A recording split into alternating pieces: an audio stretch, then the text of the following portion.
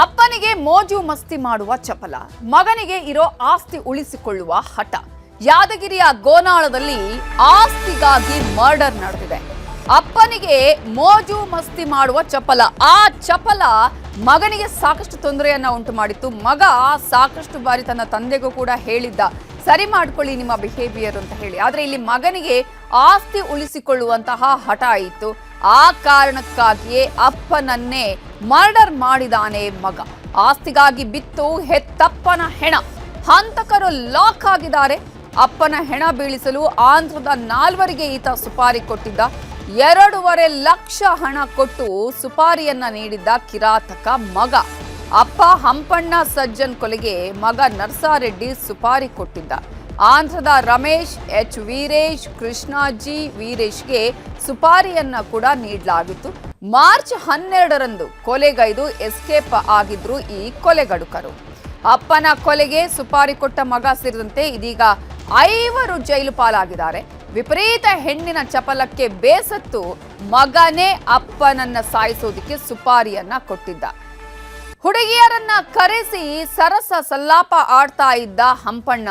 ಆ ಹಿನ್ನೆಲೆಯಲ್ಲಿ ಇದರಿಂದ ನೋಡಿ ನೋಡಿ ಬೇಸತ್ತು ಕೊನೆಗೆ ಆಸ್ತಿನ ಉಳಿಸ್ಕೊಳ್ಬೇಕು, ಈ ತರ ಆದ್ರೆ ನಮ್ಮ ಅಪ್ಪ ಏನು ಉಳಿಸಲ್ಲ ಅಂತ ಹೇಳಿ ಇದರಿಂದ ಇಂತಹ ಹೆಣ್ಣಿನ ಚಪಲವನ್ನ ನೋಡಿದಂತಹ ಮಗ ಕೊನೆಗೂ ಪ್ಲಾನ್ ಮಾಡಿದ್ದು ಅಪ್ಪನ ಹೆಣ ಉರುಳಿಸುವುದಕ್ಕೆ. ಮೋಜಿಗಾಗಿ 6 ಎಕರೆ ಭೂಮಿಯನ್ನ ಕಡಿಮೆ ಬೆಲೆಗೆ ಮಾರಿದ್ದ ಹಂಪಣ್ಣ. ಅಪ್ಪನ ನವರಂಗಿ ಆಟಕ್ಕೆ ಬೇಸತ್ತ ಹೋಗಿದ್ದ ಪುತ್ರ ನರಸರೆಡ್ಡಿ. 3 ಪುತ್ರರಿಗೆ ಸರಿಯಾಗಿ ಭೂಮಿನೂ ಕೂಡ ಹಂಚಿರಲಿಲ್ಲ. 49 ಎಕರೆ ಭೂಮಿಯಲ್ಲಿ ಮಕ್ಕಳಿಗೆ ಬರೀ 20 ಎಕರೆ ಕೊಟ್ಟಿದ್ದ ಹಂಪಣ್ಣ. ಜಮೀನಿನಲ್ಲಿರುವ ಮನೆಯಲ್ಲಿ ಮಲಗಿದಾಗ ಹಂಪಣ್ಣ ಸಜ್ಜನನ್ನ ಕೊಲೆ ಮಾಡಲಾಗಿದೆ. ವಡಗೇರ ಪೊಲೀಸ್ ಠಾಣೆಯಲ್ಲಿ ಈ ಸಂಬಂಧ ಪ್ರಕರಣ ದಾಖಲಾಗಿದೆ.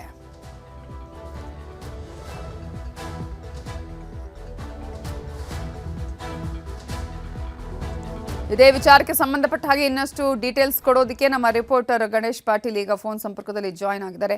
ಗಣೇಶ್ ಪಾಟೀಲ್, ಅಪ್ಪನ ಚಪಲ, ಮಗನಿಗೆ ಆಸ್ತಿಯನ್ನು ಉಳಿಸಿಕೊಳ್ಳುವಂತಹ ಹಠ, ಜೊತೆಗೆ ಈ ರೀತಿಯಾದಂತಹ ಕೃತ್ಯವನ್ನ ಮಾಡೋದಿಕ್ಕೆ ಈತ ಒಬ್ಬನೇನ ಪ್ಲಾನ್ ಮಾಡಿದ್ದು? 3 ಮಕ್ಕಳಲ್ಲಿ ಬೇರೆಯವರು ಕೂಡ ಸಹಾಯ ಮಾಡಿದ್ರಾ, ಹೇಗೆ? ಎಸ್, ಏನು ನಮಿತಾ ಜೈನ್ ಇಲ್ಲಿ ಒಂದು ಮಗನೇ ಅಪ್ಪನಿಗೆ ಸುಪಾರಿ ಕೊಟ್ಟಿರ್ತಕ್ಕಂಥ ಘಟನೆ ಯಾದಗಿರಿ ಜಿಲ್ಲೆ ವಡಗೇರ ತಾಲೂಕಿನ ಗ್ರಾಮದಲ್ಲಿ ನಡೆದಿದೆ ಅಂತ ಹೇಳ್ಬೇಕಾಗುತ್ತೆ. ಯಾಕಂತಂದ್ರೆ ಈತ ಕೇವಲ ಒಂದು ಚಪಲ ಚೆನ್ನಿಗರ ಆಗಿದ್ದ, ಮತ್ತೆ ಮಗನ ಹೆಂಡತಿಯ ಜೊತೆ ಸ್ವಚ್ಛೆಯ ಜೊತೆನೂ ಅಕ್ರಮ ಸಂಬಂಧ ಇಟ್ಟುಕೊಂಡಿದ್ದಂತಕ್ಕಂತಹ ಅನುಮಾನವು ಕೂಡ ಮಗನಿಗೆ ಇತ್ತು. ಆ ಹಿನ್ನೆಲೆಯಲ್ಲಿ ಮಗ ಹೀಗಾದ್ರೆ ಸಾಕಷ್ಟು ಬಾರಿ ಬುದ್ಧಿ ಮಾತನ್ನು ಹೇಳಿದ ತಂದೆಗೆ, ನೀನು ಈ ರೀತಿ ಮಾಡಬೇಡ, ಸಮಾಜದಲ್ಲಿ ಒಳ್ಳೆಯ ನಮ್ಮ ಮರ್ಯಾದೆ ಇದೆ, ಈ ರೀತಿ ಮಾಡಿದ್ರೆ ಏನು ನಾವು ಸಂಬಂಧಗಳಿಗೆ ಬೆಲೆ ಇರೋದಿಲ್ಲ ಅಂತಕ್ಕಂಥ ಮಗ ನರಸರೆಡ್ಡಿ ಆಗಿರ್ತಕ್ಕಂಥವನು ಏನು ಅಪ್ಪನಿಗೆ ಸಾಕಷ್ಟು ಬಾರಿ ತಿಳಿ ಹೇಳಿದ್ದ. ಆದ್ರೂ ಕೂಡ ಅಪ್ಪ ತನ್ನ ಚಾಲಿಯನ್ನ ಬಿಟ್ಟಿರ್ಲಿಲ್ಲ. ಏನೋ ಹಂಪಣ್ಣ ಸಜ್ಜನ್ ಅಂತಕ್ಕಂಥವನು ತನ್ನ ಹಳೆ ಚಾಲಿಯನ್ನೇ ಮುಂದುವರ್ಸ್ಕೊಂಡು ಬಂದಿದ್ದ. ಮತ್ತೆ ಕಡಿಮೆ ಬೆಲೆಯಲ್ಲಿ ಮಕ್ಕಳಿಗೆ ಪಾಲನ್ನು ಕೊಡಬೇಕಾಗಿತ್ತು. ಆದ್ರೆ ಮಕ್ಕಳಿಗೆ ಸರಿಯಾಗಿ ಪಾಲನ್ನು ಕೊಟ್ಟಿರಲ್ಲ. 3 ಜನ ಮಕ್ಕಳಿಗೆ ಸೇರಿ ಒಟ್ಟು ಇವರಿಗೆ 49 ಎಕರೆ ಆಸ್ತಿ ಇರುತ್ತೆ. ಅದರಲ್ಲಿ ಏನು 20 ಎಕರೆ ಮಾತ್ರ 3 ಮಕ್ಕಳಿಗೆ ಭಾಗವಾಗಿ ಕೊಟ್ಟಿರ್ತಾನೆ. ಇದೇ ರೀತಿ ಮಾಡ್ತಿದ್ರೆ ಅಪ್ಪ ಸಂಪೂರ್ಣವಾಗಿ ಆಸ್ತಿನೂ ಮಾರ್ಬಿಡ್ತಾನೆ. ಈತನ ಚಟಕ್ಕಾಗಿ ಒಂದು ಆಸ್ತಿನೂ ಮಾರಿದ್ದ. 6 ಎಕರೆ ಏನು ಕಡಿಮೆ ಬೆಲೆಗೆ ಒಂದು ಜಮೀನನ್ನ ಮಾರಿ ತನ್ನ ಏನು ಶೋಕಿಯನ್ನ ಮಾಡ್ತಾ ಇದ್ದ. ಏನು ಏನ್ ಬೇಕು ಹೆಣ್ಣು ಮಕ್ಕಳನ್ನ ಕರೆಸ್ಕೊಂಡು ಮಜಾ ಮಾಡ್ತಕ್ಕಂತಹ ಕೆಲಸವನ್ನ ಅಪ್ಪ ಮಾಡ್ತಾ ಇದ್ದ. ಈ ಹಿನ್ನೆಲೆಯಲ್ಲಿ ಬೇಸತ್ತು ಆತಂದ ಆಂಧ್ರ ಮೂಲದವರು 4 ಜನರಿಗೆ ಒಂದು ಸುಪಾರಿಯನ್ನ ಕೊಡ್ತಾನೆ. ಆ ಸುಪಾರಿ ಮಾರ್ಚ್ 12ನೇ ತಾರೀಕು ಅವ್ರು ಬಂದು ಅವ್ರ ಅಪ್ಪನನ್ನ ಕೊಲೆ ಮಾಡಿ ಹೋಗಿರ್ತಾರೆ. ಏನು ಸುಪಾರಿ ಕೃಷ್ಣ ಮತ್ತೆ ಎಚ್ ವೀರೇಶ್, ಜಿ ವೀರೇಶ್, ರಮೇಶ್ ಅಂತಕ್ಕಂಥವ್ರಿಗೆ ಆಂಧ್ರ ಮೂಲದವರಿಗೆ ಸುಪಾರಿಯನ್ನ 2.5 ಲಕ್ಷಕ್ಕೆ ಸುಪಾರಿಯನ್ನ ಕೊಟ್ಟಿರ್ತಾನೆ. ಈ ಪ್ರಕರಣವನ್ನು ವಡಗೇರ ಪೊಲೀಸರು ಭೇದಿಸಿ ಆರೋಪಿಗಳನ್ನು ಬಂಧಿಸುವಲ್ಲಿ ಯಶಸ್ವಿಯಾಗಿದ್ದಾರೆ ಅಂತ ಹೇಳ್ಬೇಕಾಗುತ್ತೆ. ನಮಿತಾ ಜೈನ್. ಗಣೇಶ್ ಪಾಟೀಲ್, ಈಗ ಈ ರೀತಿಯಾಗಿ ಅಪ್ಪ ಮಾಡ್ತೇನೆ ಅಂತ ಹೇಳಿ ಆತನಿಗೆ ಸಾಕಷ್ಟು ಬಾರಿ ಹೇಳಿದ್ರು ಕೂಡ ಕೇಳಲಿಲ್ಲ ಅನ್ನೋ ಸಂದರ್ಭದಲ್ಲಿ ಇನ್ನೊಂದಷ್ಟು ಜನ ಊರು ಅವರನ್ನ ಹೇಳ್ಸೋದು ಅಥವಾ ಪಂಚಾಯತಿ ಊರುಗಳಲ್ಲಿ ಇರುತ್ತೆ, ಆ ರೀತಿಯಂಥ ಪ್ರಯತ್ನಗಳೇನಾದರೂ ಆಯ್ತು? ನೇರವಾಗಿ ಅಪ್ಪನ ಹೆಣನೇ ಉಳಿಸೋದಕ್ಕೆ ಇಷ್ಟರ ಮಟ್ಟಿಗೆ ಕಟುಕರ ಆಗಿದ್ ಯಾಕೆ? ಜೊತೆಗೆ ಈತ ಸುಪಾರಿ ಕೊಟ್ಟಿದ್ ಯಾರಿಗೆ? ಇನ್ನೂ ಕೂಡ ಯಾರಾದರೂ ಇದಾರ ಆರೋಪಿಗಳು ಈ ಒಂದು ಪ್ರಕರಣದಲ್ಲಿ? ನಮಿತಾ ಜಾನ್, ಇಂತಹ ವಿಷಯದಲ್ಲಿ ಪ್ರಮುಖವಾಗಿ ಏನಾಗುತ್ತೆ ಅಂತಂದ್ರೆ ಬೇರೆಯವರಿಗೆ ಒಂದು ಪಂಚಾಯತಿಗೆ ಹೋದ್ರೆ ನಮ್ಮ ಮನೆಯ ಮರ್ಯಾದೆ ಹೋಗುತ್ತೆ ಅನ್ನೋ ಒಂದು ಕಾರಣಕ್ಕಾಗಿ ಊರವ್ರ ಜೊತೆ ಏನೋ ರಾಜಿ ಪಂಚಾಯತಿ ಮಾಡಿರಲ್ಲ. ಯಾಕೆಂತಂದ್ರೆ ಸ್ವತಃ ಮಗನ ಹೆಂಡತಿ ಜೊತೆನೆ ತಾತ ಅಕ್ರಮ ಸಂಬಂಧವನ್ನ ಇಟ್ಟುಕೊಂಡಿರೋ ಹಿನ್ನೆಲೆಯಲ್ಲಿ ನಮ್ಮ ಮರ್ಯಾದೆ ಹೋಗುತ್ತೆ ಅನ್ನೋ ಕಾರಣಕ್ಕೆ ಮನೆಯಲ್ಲೇ ತಿಳಿಸಿ ಹೇಳಿರ್ತಾರೆ. ಆದ್ರೂ ಕೂಡ ಕೇಳದೆ ಹಿನ್ನೆಲೆಯಲ್ಲಿ ಆತನನ್ನ ಒಂದು ಪರಲೋಕಕ್ಕೆ ಕಳಿಸ್ಬೇಕಂತ ಹೇಳಿ ಪ್ಲಾನ್ ಅನ್ನೇ ಮಾಡಿರ್ತಾನೆ ಮಗ. ಆ ಹಿನ್ನೆಲೆಯಲ್ಲಿ ಆಂಧ್ರ ಮೂಲದ 4 ಜನರಿಗೆ ಒಂದು ಸುಪಾರಿಯನ್ನ ಕೊಟ್ಟು ಅಪ್ಪನನ್ನ ಕೊಲೆ ಮಾಡಿರ್ತಕ್ಕಂತಹ ಘಟನೆ ಯಾದಗಿರಿ ಜಿಲ್ಲೆಯ ಒಡೆಯರ್ ಗ್ರಾಮದಲ್ಲಿ ನಡೆದಿದೆ ಅಂತ ಹೇಳ್ಬೇಕಾಗುತ್ತೆ. ನಮಿತಾ ಜೈನ್. ಥ್ಯಾಂಕ್ ಯು ಗಣೇಶ್ ಪಾಟೀಲ್ ಡೀಟೇಲ್ಸ್ಗೆ.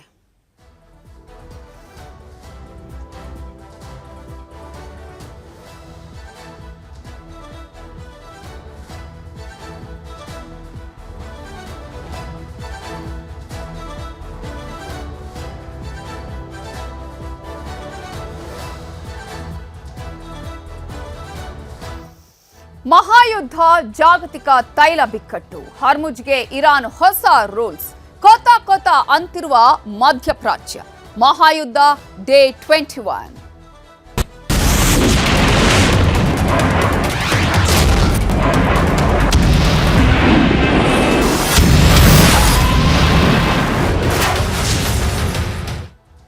ಮಹಾಯುದ್ಧ ಆರಂಭ ಆಗಿ 21 ದಿನದಲ್ಲಿ ಸಾಕಷ್ಟು ಸಾವು ನೋವುಗಳು ಆಗಿದೆ. ಆದರೆ ಇದೀಗ ಇರಾನ್ನಲ್ಲಿ ಮತ್ತೊಬ್ಬ ನಾಯಕನನ್ನ ಕೂಡ ಕೊಲೆ ಮಾಡಲಾಗಿದೆ. IRGC ವಕ್ತಾರ ಅಲಿ ಮೊಹಮ್ಮದ್ ನೈನಿಯನ್ನ ಕೊಲೆ ಮಾಡಲಾಗಿದೆ. ಈಗ ಇಸ್ರೇಲ್ನಿಂದ ಇರಾನ್ ನಾಯಕರ ಸರಣಿ ಕೊಲೆ ನಡೀತಾ ಇರೋದನ್ನ ನಾವು ಗಮನಿಸ್ತಾ ಇದ್ದೀವಿ. ಈಗಾಗಲೇ ಗುಪ್ತಚರ ಇಲಾಖೆಯ ಮುಖ್ಯಸ್ಥರ ಆಯಿತು, ಸೇನಾ ಮುಖ್ಯಸ್ಥರ ವಿಚಾರ ಆಯಿತು. ಆದರೆ ಈಗ IRGC ವಕ್ತಾರ ಅಲಿ ಮೊಹಮ್ಮದ್ ನೈನಿಯನ್ನ ಕೊಲೆ ಮಾಡಿದೆ ಇಸ್ರೇಲ್. ಇಸ್ರೇಲಿಂದ ಇರಾನ್ ನಾಯಕರ ಸರಣಿ ಕೊಲೆಗಳು ಆಗ್ತಾ ಇದೆ, ಹತ್ಯೆಗಳು ಆಗ್ತಾ ಇದೆ. ಪ್ರಮುಖವಾಗಿ ಈ ಒಂದು ಯುದ್ಧ ಇವತ್ತು ನಿಲ್ಲತ್ತೆ, ನಾಳೆ ನಿಲ್ಬಹುದು ಅನ್ನುವಂತಹ ಏನು ಆಶಾಭಾವನೆ ಇತ್ತು ಅವೆಲ್ಲವೂ ಕೂಡ ಕಮರಿ ಹೋಗುವ ಹಾಗೆ ಆಗ್ತಾ ಇದೆ. ದಾಳಿ ಪ್ರತಿದಾಳಿಗಳು ಜೊತೆಗೆ ತಾವು ಒಂದು ಕಡೆ ಅಟ್ಯಾಕ್ ಮಾಡಿದ್ರೆ ಈಗ ಇರಾನ್ ಮತ್ತೊಂದು ಕಡೆ ಅಟ್ಯಾಕ್ ಮಾಡುತ್ತೆ. ಇಸ್ರೇಲ್ ಅದಕ್ಕೆ ಸರಿಯಾಗಿ ಮತ್ತೆ ಇನ್ನೊಬ್ಬರನ್ನ ಸಾಯಿಸುವಂತಹ ಕೆಲಸಗಳು ಕೂಡ ಆಗುತ್ತೆ. ಹಾಗಾಗಿ ಈ ಯುದ್ಧ ಎಲ್ಲಿಗೆ ಹೋಗಿ ನಿಲ್ಲುತ್ತೋ ಅನ್ನುವಂತಹ ಪ್ರಶ್ನೆಯನ್ನ, ಆತಂಕವನ್ನ ಹುಟ್ಟು ಹಾಕಿದೆ. ಎರಡೂ ದೇಶಗಳು ಕೂಡ ಯಾವುದೇ ರೀತಿಯ ಕದನ ವಿರಾಮವನ್ನ ಮಾಡುವಂತಹ ಲಕ್ಷಣಗಳೇ ಕಾಣಿಸ್ತಾ ಇಲ್ಲ.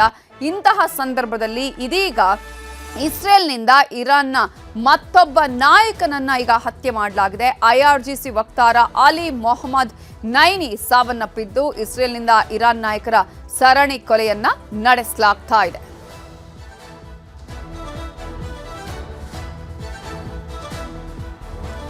ಈಗಾಗಲೇ 21 ದಿನದ ಈ ಯುದ್ಧದಲ್ಲಿ ಸಾಕಷ್ಟು ಸಾವು ನೋವುಗಳು ಸಂಭವಿಸಿದ್ದನ್ನ ಕೂಡ ನಾವು ಗಮನಿಸ್ತಾ ಇದ್ದೀವಿ. ಅಷ್ಟು ಮಾತ್ರ ಅಲ್ಲ, ಈಗಾಗಲೇ ಖಮೇನಿ ಆಯಿತು. ಖಮೇನಿ ಆದ ನಂತರ ಅವರ ಮಕ್ಕಳನ್ನ, ಅಂದ್ರೆ ಸರ್ವಾಧಿಕಾರಿಯಾಗಿ ಯಾರು ಆಯ್ಕೆ ಆಗ್ತಾರೋ ಅವ್ರ ಮಕ್ಕಳನ್ನು ಕೂಡ ಸಾಯಿಸುವಂತಹ ಪ್ರಯತ್ನಗಳು ಒಂದ್ ಕಡೆ, ಈ ಕಡೆ ಇರಾನ್ ಕಡೆಗೆ ಆಯಿತು. ಮತ್ತೊಂದು ಕಡೆ ಈಗಾಗಲೇ ಸೇನಾ ಮುಖ್ಯಸ್ಥರು ಹಾಗೇನೆ ಗುಪ್ತಚರ ಇಲಾಖೆ ಮುಖ್ಯಸ್ಥರನ್ನ ಕೂಡ ಸಾಯಿಸುವಂತಹ ಕೆಲಸಗಳು ಆಗ್ತಾ ಇರುವ ಸಂದರ್ಭದಲ್ಲಿ ಇದೀಗ IRGC ವಕ್ತಾರನ್ನೇ ಈಗ ಇಸ್ರೇಲ್ ಸಾಯಿಸಿದೆ. ಕೊಲ್ಲಿ ರಾಷ್ಟ್ರಗಳಲ್ಲಿ ಸಂಘರ್ಷ ನಿಲ್ತಾ ಇಲ್ಲ. ಈಗ ಯಾವ ರೀತಿಯಾಗಿ ಪರಿಣಾಮ ಆಗ್ತಾ ಇದೆ ಅಂತ ಹೇಳಿದ್ರೆ ಕೇವಲ ಸಿಲಿಂಡರ್ ಮಾತ್ರ ಅಲ್ಲ, ಗ್ಯಾಸ್ನ ಸಮಸ್ಯೆ ಅಂತ ಇಷ್ಟು ದಿನ ಹೇಳ್ತಾ ಇದ್ದೀವಿ. ಪರಿಣಾಮ ಬೇರೆ ಬೇರೆ ಕಡೆಗೂ ಕೂಡ ವ್ಯಾಪಿಸ್ತಾ ಇದೆ. ಇದೀಗ ಪೆಟ್ರೋಲ್ ಸರದಿ, ತೈಲ ಬೆಲೆ ಹೆಚ್ಚಳ ಆಗಿದ್ದು ದರ ಹೆಚ್ಚಿಸಿದೆ HPCL ಸಂಸ್ಥೆ. ಪ್ರತಿ ಲೀಟರ್ಗೆ 2 ರೂಪಾಯಿ ಹೆಚ್ಚಳ ಆಗಿದ್ದು ಪ್ರೀಮಿಯಂ ಪೆಟ್ರೋಲ್ ದರವನ್ನ ಹೆಚ್ಚಳ ಮಾಡಿದೆ ಸಂಸ್ಥೆ. ನಿನ್ನೆಯಷ್ಟೇ ಪೆಟ್ರೋಲಿಯಂ ಸಚಿವಾಲಯ ಹೇಳ್ತಾ ಇತ್ತು ಯಾವುದೇ ಕಾರಣಕ್ಕೂ ಇಲ್ಲಿ ಆ ರೀತಿಯಾಗಿ ದರ ಏರಿಕೆ ಆಗಲ್ಲ ಅಥವಾ ನಮ್ಮಲ್ಲಿ ಯಾವುದೇ ರೀತಿಯ ಕೊರತೆ ಉಂಟಾಗೋದಿಲ್ಲ ಅಂತ ಹೇಳಿ. ಆದರೆ ಅದರ ಎಫೆಕ್ಟ್ ಈಗ ಇಲ್ಲಿ ತಡ್ತಾ ಇರೋದನ್ನ ಕೂಡ ನಾವು ಗಮನಿಸ್ತಾ ಇದ್ವಿ. ಈಗಾಗಲೇ ಅನೇಕ ಬಂಕ್ಗಳಲ್ಲಿ ದರವನ್ನು ಹೆಚ್ಚಿಗೆ ಮಾಡ್ತಾ ಇದ್ದಾರೆ. ಕಳೆದ 2-3 ದಿನಗಳಲ್ಲಿ ಒಂದೊಂದೇ ಬಂಕ್ಗಳಲ್ಲೂ ಕೂಡ ಇದರ ಒಂದು ದರವನ್ನು ಹೆಚ್ಚಳ ಮಾಡ್ತಾ ಇದೆ ಸಂಸ್ಥೆಗಳು ಅನ್ನೋದನ್ನ ನಾವಿಲ್ಲಿ ಗಮನಿಸಬೇಕಾಗತ್ತೆ. ಇದೀಗ ಪೆಟ್ರೋಲ್ ದರವನ್ನ ಏರಿಕೆ ಮಾಡಲಾಗಿದೆ, ಅಂದ್ರೆ ತೈಲ ಬೆಲೆ ಹೆಚ್ಚಳ ಆಗಿದೆ, ದರ ಹೆಚ್ಚಿದೆ HPCL ಸಂಸ್ಥೆ.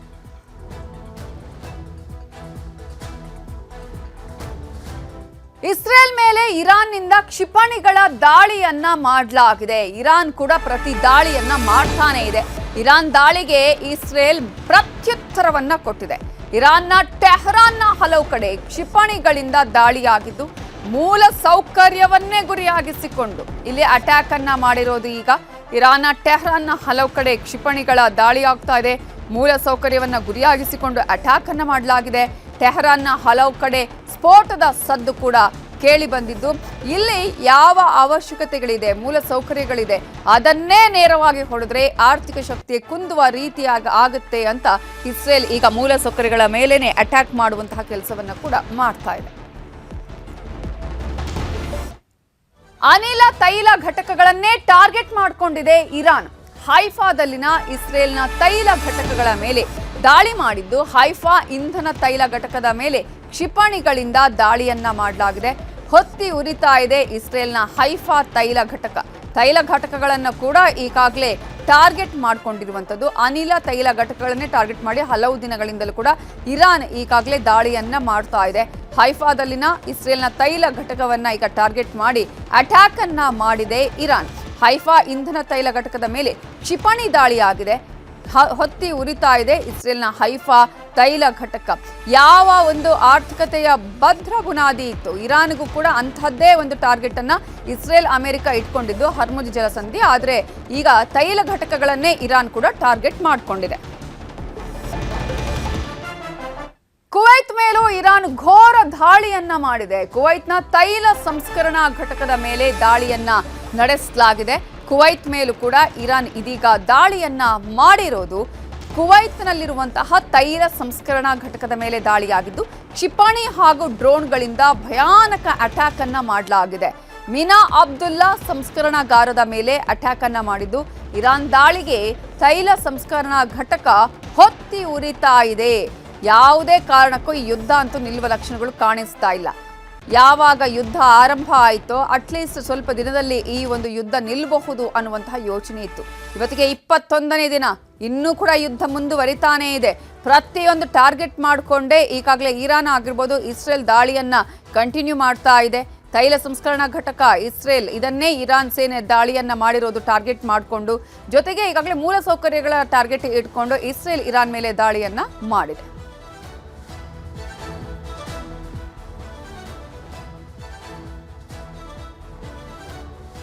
ಇನ್ನು ಇದೇ ವಿಚಾರಕ್ಕೆ ಸಂಬಂಧಪಟ್ಟ ಹಾಗೆ ಇಲ್ಲಿನ ಬೆಳವಣಿಗೆಗಳು ಯಾವ ರೀತಿಯಾಗಿ ಆರ್ಥಿಕತೆ ಮೇಲೆ ಪರಿಣಾಮ ಬೀರುತ್ತೆ ಅನ್ನೋದ್ರ ಬಗ್ಗೆ ಡೀಟೇಲ್ಸ್ ಅನ್ನ ಕೊಡೋದಿಕ್ಕೆ ಇನ್ನಷ್ಟು ಮಾಹಿತಿಯನ್ನು ಪಡ್ಕೊಳ್ಳೋಣ. ಆರ್ಥಿಕ ತಜ್ಞರಾಗಿರುವಂತಹ ಡಿ ಮುರಳೀಧರ್ ಅವರು, FKCCಯ ಮಾಜಿ ಅಧ್ಯಕ್ಷರು, ಅವ್ರ ಹತ್ರ ಮಾತನಾಡಿಸ್ತಾ ಹೋಗ್ತೀನಿ.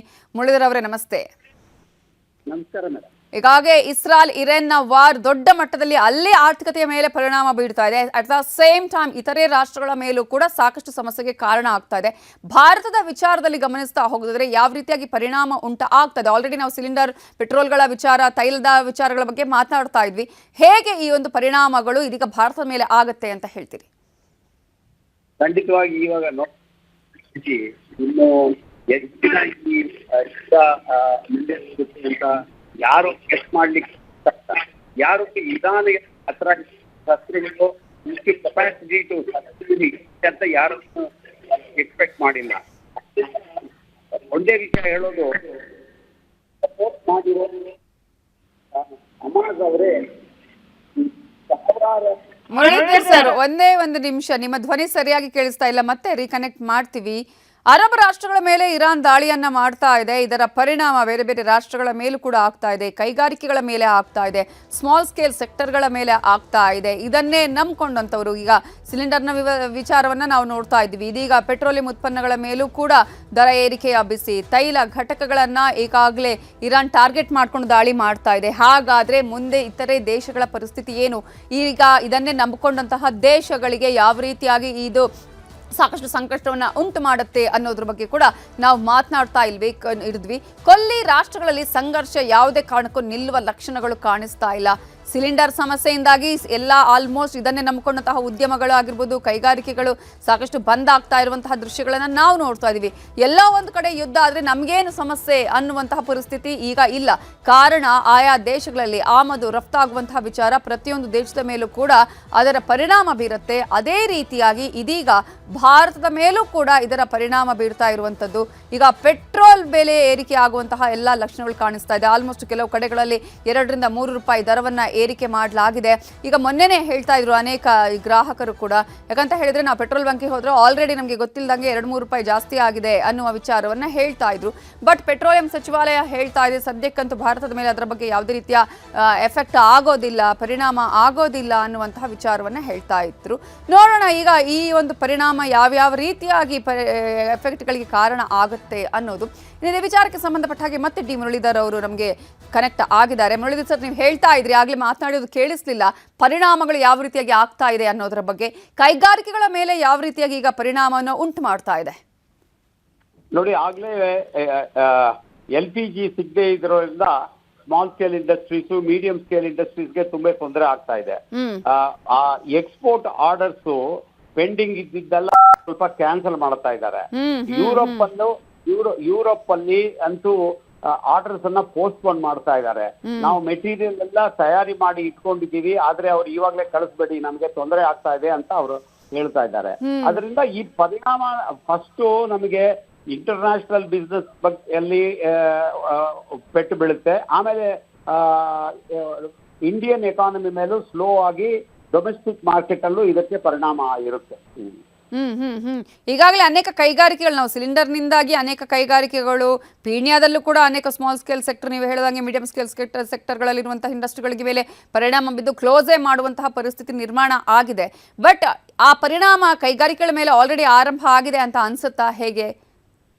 ಇಲ್ಲ, ಇವಾಗ ನೋಡಿ, ಆರ್ಡರ್ಸ್ ಸ್ವಲ್ಪ ಮುಂಚೆಯಿಂದ ಬಂದಿರೋ ಆರ್ಡರ್ಸ್ ಅನ್ನ ನಾವು ಕೊಡ್ಲೇಬೇಕಾಗುತ್ತೆ.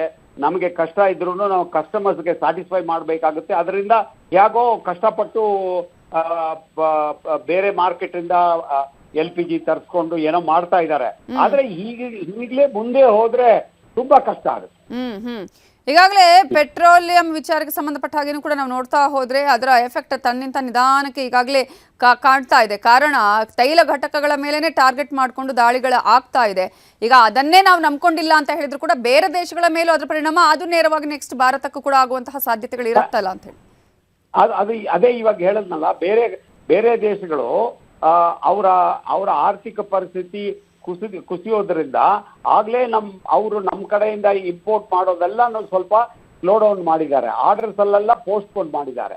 ಇನ್ನೊಂದೇನಂದ್ರೆ ನಮ್ಮ ದೇಶದಲ್ಲೇ ಬಫರ್ ಸ್ಟಾಕ್ಸ್ ಅಂತ ಇರುತ್ತೆ. ಕ್ರೂಡ್ ಆಯಿಲ್ಗೆ ನಮಗೆ ಒಂದು 57 ದಿನ ಏನೋ ಬಫರ್ ಸ್ಟಾಕ್ ಇಟ್ಕೊಂಡಿದ್ವಿ.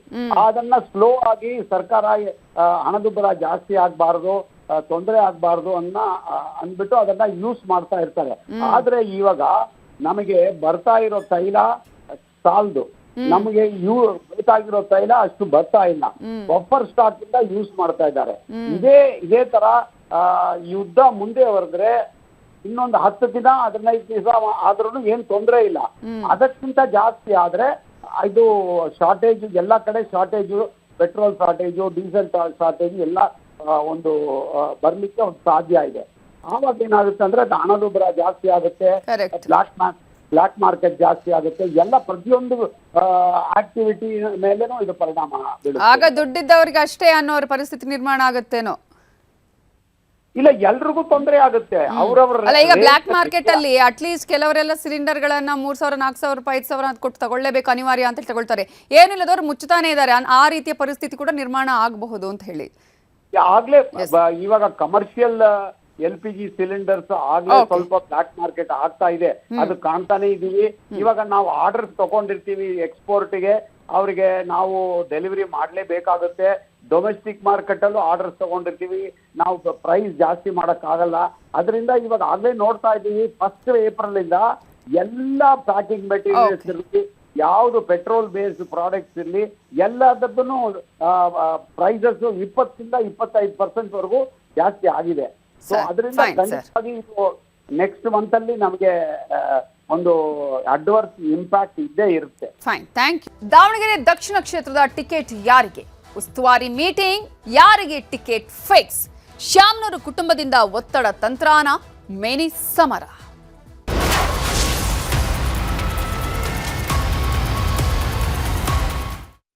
ದಾವಣಗೆರೆ ದಕ್ಷಿಣ ಕ್ಷೇತ್ರದ ಕಾಂಗ್ರೆಸ್ನ ಟಿಕೆಟ್ ಕಗ್ಗಂಟಾಗಿಯೇ ಇದೆ. ಒತ್ತಡ ತಂತ್ರಕ್ಕೆ ಶ್ಯಾಮ್ನೂರು ಕುಟುಂಬ ಮುಂದಾಯ್ತಾ ಅನ್ನುವಂತಹ ಪ್ರಶ್ನೆಗೆ ಕಾರಣ ಇವತ್ತು ನಡೆದಂತಹ ನಾಮಪತ್ರದ ಬೆಳವಣಿಗೆ.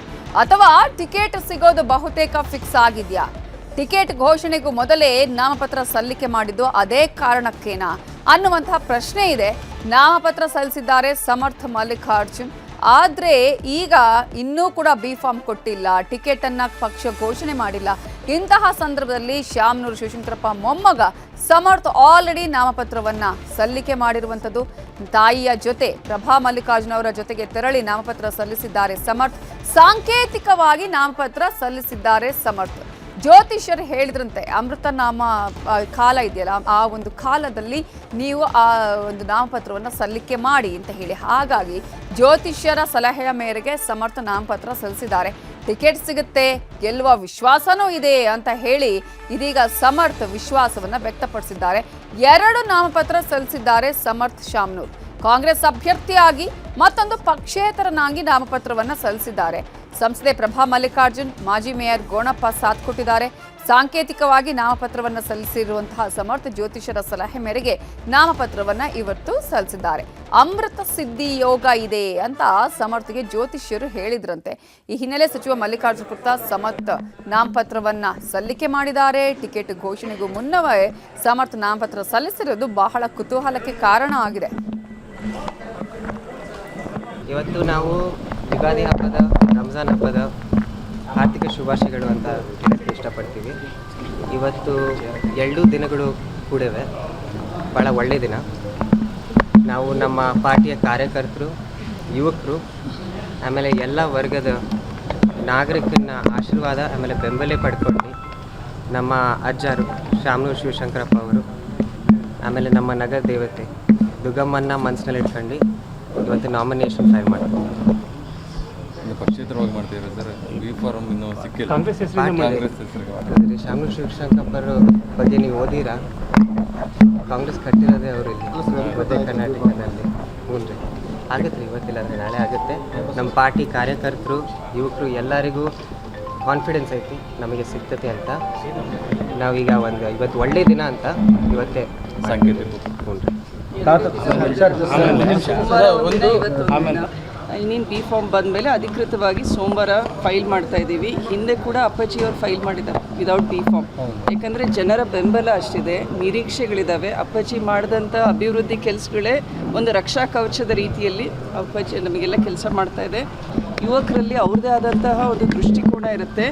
ಇವತ್ತು ಯುಗಾದಿ ಹಬ್ಬ ಹೊಸ ಚಿಗುರ್ತಾ ಇದೆ. ಸೊ ಅದೇ ರೀತಿಯಿಂದ ಯುವಕರು ಕೂಡ ಇವತ್ತು ರಾಜಕಾರಣಕ್ಕೆ ಬರಬೇಕು ಅಂತ ಬೆಂಬಲ ಕೊಡ್ತಾ ಇದ್ದಾರೆ. ಪ್ರತಿಯೊಂದು ಪಕ್ಷದಲ್ಲೂ ಕೂಡ ಮಹಿಳೆಯರ ಜೊತೆ ಯುವಕರಿಗೂ ಇನ್ನೇನು ದಾವಣಗೆರೆ ದಕ್ಷಿಣ ಉಪಚುನಾವಣಾ ಟಿಕೆಟ್ ಕಗ್ಗಂಟಗೆ ಹಿನ್ನೆಲೆಯಲ್ಲಿ 2 ನಾಮಪತ್ರವನ್ನ ಸಮರ್ಥ ಸಲ್ಲಿಸಿದ್ದಾರೆ. ಈಗಾಗಲೇ ಸಮರ್ಥ ಬೆನ್ನಲ್ಲೇ ಮುಸ್ಲಿಂ ಮುಖಂಡ ಕೂಡ ನಾಮಿನೇಷನ್ ಅನ್ನ ಫೈಲ್ ಮಾಡಿದ್ದಾರೆ. ಮಹಾನಗರ ಪಾಲಿಕೆಗೆ ಆಗಮಿಸಿ ಸಾದಿಕ್ ಪೈಲ್ವಾನ್ ನಾಮಪತ್ರವನ್ನ ಸಲ್ಲಿಕೆ ಮಾಡಿದ್ದಾರೆ. ಈಗ ಕಾಂಗ್ರೆಸ್ಗೆ ದೊಡ್ಡ ಮಟ್ಟದಲ್ಲೂ ಕೂಡ ಒಂದು ಬಿಸಿ ಇದರ ತಟ್ತಾ ಇದೆ. ಕೈಗೆ ತಲೆ ಬಿಸಿ ಆಗಿದೆ. ಮುಸ್ಲಿಂ ಮುಖಂಡರ ನಾಮಪತ್ರ ಸಲ್ಲಿಕೆ ಬಳಿಕ ಸಾದಿಕ್ ಪೈಲ್ವಾನ್ ಹೇಳಿಕೆಯನ್ನು ಕೂಡ ಕೊಟ್ಟಿದ್ದಾರೆ. ಕಾಂಗ್ರೆಸ್ ಅಭ್ಯರ್ಥಿಯಾಗಿ ನಾನು ನಾಮಪತ್ರ ಸಲ್ಲಿಕೆ ಮಾಡಿದ್ದೇನೆ. ಸಮರ್ಥ ಮಲ್ಲಿಕಾರ್ಜುನ್ 2 ನಾಮಪತ್ರ ಸಲ್ಲಿಕೆ ಮಾಡಿದ್ದಾರೆ. ಒಂದು ಕಾಂಗ್ರೆಸ್ನ ಹಿನ್ನೆಲೆಯಲ್ಲಿ ಅಭ್ಯರ್ಥಿಯಾಗಿ, ಮತ್ತೊಂದು ಪಕ್ಷೇತರ ಅಭ್ಯರ್ಥಿಯಾಗಿ ನಾಮಪತ್ರ ಸಲ್ಲಿಕೆ ಮಾಡಿದ್ರು. ಇವರು ಕಾಂಗ್ರೆಸ್ ಅಭ್ಯರ್ಥಿಯಾಗಿ ನಾನು ನಾಮಪತ್ರ ಸಲ್ಲಿಕೆ ಮಾಡಿದ್ದೇನೆ ಅಂತ ಹೇಳಿದ್ದಾರೆ. ಬಿ ಫಾರ್ಮ್ ಸಿಗುವ ನಂಬಿಕೆನೂ ನನಗಿದೆ ಅಂತ ಹೇಳಿದ್ದಾರೆ. ಸರ್, ನಾನು ಕಾಂಗ್ರೆಸ್ ಅಭ್ಯರ್ಥಿ ಅಂತಲೇ ನಾಮಪತ್ರ ಸಲ್ಲಿಸಿರೋದೀಗ. ಯಾರಿಗೂ ಇನ್ನೂ ಪರ್ಫೆಕ್ಟ್ ಆಗಿಲ್ಲ. ವಿಶ್ವಾಸ ಇದೆ ನಮಗೆ. ಸ್ಟೇಟ್ ಗೌರ್ಮೆಂಟ್ ಮೇಲೆ, ಹೈಕಮಾಂಡ್ ಮೇಲೆ ನಮಗೆ ವಿಶ್ವಾಸ ಇದೆ. ನಮಗೆ ಬಿ ಫಾರಮ್ ಸಿಗ್ತೈತಿ, ಮೈನಾರಿಟಿಗೆ ಸಾದಿಕ್ ಪೈಲೋಟಿಗೆ ಸಿಗ್ತೈತೆ ಅಂತೇಳಿ ವಿಶ್ವಾಸ ಇದೆ. ಹಂಗಾಗಿ ನಾವು ನಾಮಪತ್ರ ಸಲ್ಲಿಸಿದ್ವಿ. ಇದರ ಬಗ್ಗೆ ಇನ್ನಷ್ಟು ಡೀಟೇಲ್ಸ್ ಕೊಡೋದಕ್ಕೆ ನಮ್ಮ ರಿಪೋರ್ಟರ್ ಸಂಜಯ್ ಫೋನ್ ಸಂಪರ್ಕದಲ್ಲಿ ಜಾಯ್ನ್ ಆಗಿದ್ದಾರೆ. ಸಂಜಯ್, ಇನ್ನೂ ಕೂಡ ಯಾರಿಗೂ ಟಿಕೆಟ್ ಅನೌನ್ಸ್ ಆಗಿಲ್ಲ, ಬಿ ಫಾರ್ಮ್ ಕೊಟ್ಟಿಲ್ಲ. ಈ ಸಂದರ್ಭದಲ್ಲಿ ಒಂದು ಕಡೆ ಈಗ ಸಮರ್ಥ ನಾಮಪತ್ರವನ್ನ ಸಲ್ಲಿಕೆ ಮಾಡಿರೋದು, ಮತ್ತೊಂದು ಕಡೆ ಸಾದಿಕ್ ಪೈಲ್ವಾನ್, ಇನ್ನೊಂದು ಕಡೆ ಈಗಾಗಲೇ ಸಾಕಷ್ಟು ಮುಸ್ಲಿಂ ಮುಖಂಡ ಅಬ್ದುಲ್ ಜಬ್ಬಾರ್ ಅವರು ಕೂಡ ಈಗಾಗಲೇ ಸಾಕಷ್ಟು ಆಕಾಂಕ್ಷೆಯನ್ನ ಇಟ್ಕೊಂಡಿದ್ದಾರೆ. ಸೊ ಯಾವ ರೀತಿಯಾಗಿ ಕಾಂಗ್ರೆಸ್ಗೆ ಇದು ಕಗ್ಗಂಟಾಗಿದೆ ಅನ್ನೋದು ಒಂದು ಕಡೆ ಆದ್ರೆ, ಏನೆಲ್ಲ ಬೆಳವಣಿಗೆಗಳು ಅಲ್ಲಿ ನಡೀತಾ ಇದೆ ಈಗ? ಏನು ಸಾಕಷ್ಟು ಕುತೂಹಲ ಕೆರಳಿಸೋದು ಅಂದ್ರೆ, ಏನು ಕಾಂಗ್ರೆಸ್ ಟಿಕೆಟ್ ಘೋಷಣೆ ಆಗೋಕ್ಕಿಂತ ಮುಂಚಿತವಾಗಿ ಏನು ಶಾಮನೂರ್ ಕುಟುಂಬದ ಸಮರ್ಥ ಅವರು ಏನಿದ್ದಾರೆ, ಅವರು ಈಗ ನಾಮಪತ್ರನ ಸಲ್ಲಿಕೆ ಮಾಡಿರುವಂತದ್ದು, ಅದು ಸಾಕಷ್ಟು ತೀವ್ರ ಕುತೂಹಲ ಕೆರಳಿಸಿರುವಂತದ್ದು. ಯಾಕಂದ್ರೆ ಒಂದ್ ಕಡೆ ಇನ್ನು ಟಿಕೆಟೇ ಫೈನಲ್ ಆಗಿಲ್ಲ ಯಾರಿಗೆ ಅಂತ. ಒಂದ್ ಕಡೆ ಮುಸ್ಲಿಂ ಬಾಂಧವರು ಕೇಳ್ತಾ ಇದ್ದಾರೆ ನಮಗ್ ಕೊಡಿ ಅಂತ ಹೇಳಿ, ಈ ಬಾರಿ ಅವಕಾಶ ಮಾಡ್ಕೊಂತ. ಇನ್ನೊಂದ್ ಕಡೆ ಸಚಿವ ಮಲ್ಲಿಕಾರ್ಜುನ್ ತಮ್ಮ ಪುತ್ರನೇ ನಿಲ್ಲಿಸಬೇಕು ಅಂತ ಅವ್ರು ಒಂದ್ ಕಡೆ ಓಡಾಡ್ತಾರೆ. ಹೀಗಾಗಿ ಎರಡರ ಮಧ್ಯೆ ಇವತ್ತು ಏನು ರಂಜಾನು ಇದೆ ಮತ್ತೆ ಅದಲ್ಲದೆ ಕೂಡ ಯುಗಾದಿ ಇದೆ ಅಂತ ಹೇಳಿ ಒಳ್ಳೆ ದಿನಗಳಂತ ಹೇಳಿ ಇವತ್ತು ಒಂದು ಸಾಂಕೇತಿಕವಾಗಿ ಒಂದು 2 ನಾಮಪತ್ರಗಳನ್ನ ಸಲ್ಲಿಕೆ ಸಮರ್ಥ ಅವ್ರು ಮಾಡಿರುವಂತದ್ದು. ಇನ್ನು ಒಂದು ಕಾಂಗ್ರೆಸ್ ಅಭ್ಯರ್ಥಿ ಪರವಾಗಿ ಅಂದ್ರೆ ಚಿನ್ನಡಿಯಲ್ಲಿ ಒಂದು ನಾಮಪತ್ರವನ್ನ ಸಲ್ಲಿಕೆ ಮಾಡಿದ್ರೆ, ಇನ್ನೊಂದು ಏನಾದ್ರೂ ಒಂದು ವೇಳೆ ಟಿಕೆಟ್ ಬಿ ಫಾರಂ ಕನ್ಫರ್ಮ್ ಆಗದೆ ಇದ್ದಂತಹ ವೇಳೆ ಕೊನೆಯ ಕ್ಷಣದವರೆಗೆ ಏನಾದ್ರು ಬದಲಾವಣೆ ಆಯ್ತು ಅಂದ್ರೆ ಇಂಡಿಪೆಂಡೆಂಟ್ ಆಗಿ ಇರ್ಲಿ ಅನ್ನೋ ಉದ್ದೇಶ ಇದೆ. ಇಂಡಿಪೆಂಡೆಂಟ್ ಕೂಡ ಒಂದು ನಾಮಪತ್ರವನ್ನ ಸಲ್ಲಿಕೆ ಮಾಡಿದ್ದಾರೆ.